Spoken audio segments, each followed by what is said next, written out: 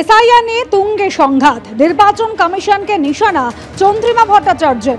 মুখ্য নির্বাচন কমিশনার নিরপেক্ষতা দেখাতে পারছেন না, নির্বাচন কমিশনের নিরপেক্ষতা বজায় থাকছে না, ভোটার তালিকা থেকে ভোটারদের নাম বাদ দিচ্ছে। যারা নির্বাচিত করেছেন তারা অবৈধ হলে নির্বাচিতরা কি করে বৈধ, প্রশ্ন তুললেন চন্দ্রিমা ভট্টাচার্য। নির্বাচন কমিশনার তিনি চিফ যিনি ইলেকশন কমিশনার, মুখ্য নির্বাচন কমিশনার, তিনি কিন্তু তার নিরপেক্ষতা দেখাতে পারছেন না। অর্থাৎ তার যে সংস্থা নিরপেক্ষ ভারতবর্ষের সংবিধান হিসাবে সেটা কিন্তু বজায় থাকছে না, বিভিন্ন ক্ষেত্রে আমরা দেখছি। তাই আপনাদের কাছে আমার আবেদন যে এটা খুব গুরুত্বপূর্ণভাবে দেখবেন।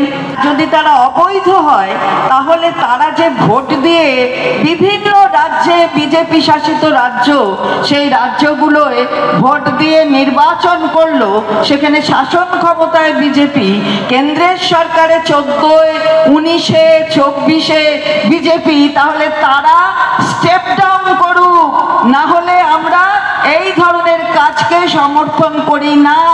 আমরা বলতে চাই যে যদি যারা নির্বাচিত করেছে তারা যদি অবৈধ হয়ে যায় তাহলে তো যে নির্বাচিত হয়েছে সে বৈধ থাকতে পারে না।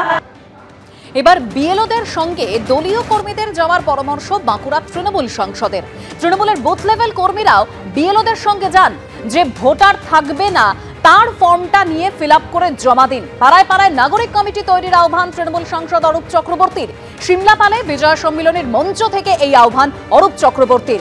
বিএলওদের সঙ্গে যাবেন না, কেন্দ্রীয় বাহিনী গুলি লাঠি চালাতে পারে, পাল্টা হুঙ্কার বাঁকুড়ার প্রাক্তন বিজেপি সাংসদ সুভাষ সরকারের।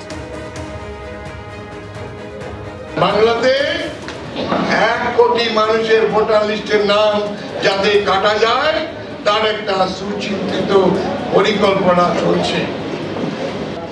যারা বুথের তৃণমূল কর্মীরা আছেন তাদেরকে অনুরোধ করব, তৈরি থাকুন। বিএলওরা যখন সঙ্গে যাবে আপনারা সঙ্গে যাবেন। যে ভোটার থাকবে না তার ফর্মটা নিয়ে নেবেন, তার ফর্মটা ফিল আপ করে আপনারা জমা দেবেন। কেউ যেন ভোটার লিস্ট থেকে বাদ না পড়ে। গ্রামে গ্রামে পাড়ায় পাড়ায় নাগরিক কমিটি তৈরি করুন। আমার গায়ের কোন লোকের ভোটার লিস্টের নাম বাদ দেওয়া যাবে না। ঐক্যবদ্ধ আন্দোলন হবে, পাড়ায় পাড়ায় নাগরিক কমিটি হবে, কারো ভোটার লিস্ট থেকে নাম বাদ দিতে দেবো না। বিএলওর সঙ্গে দলীয় কর্মীরা যাবে কেন? মাস্তানি করতে যাবে? সকলকে বলছি, বিএলও কিন্তু জেলা প্রশাসনের অধীনে কেবল নয়, জেলা প্রশাসন সহ গোটা প্রশাসনটাই নির্বাচন কমিশনের অধীনে। কাজে দয়া করে কেউ এরকম মস্তানি করতে যাবেন না।